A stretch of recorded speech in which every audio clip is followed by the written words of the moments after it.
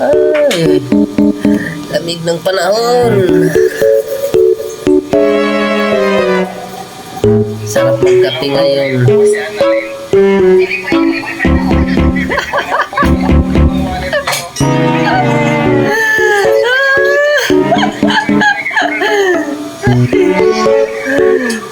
Ah,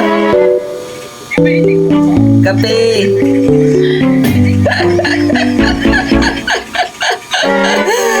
Pwede ko.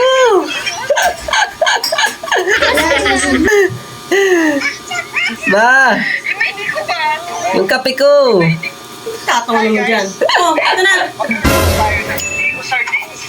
What? Ba't naman yung purong kape? Sabi mo kape. Dapat ano, 55 grams, Eagle itinimplang kape. sauce.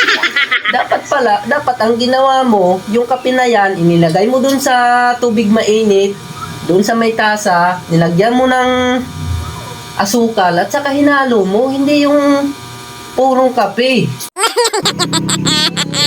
Sabi mo kasi kape lang eh. Hindi mo naman sinabi yun eh. Dapat pala sinabi ko na, Mama, ipagtimpla mo nga ako ng kape. Ayun, ganun.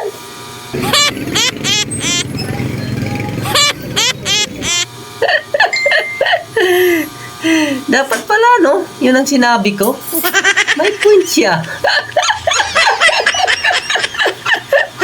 Ay, nako.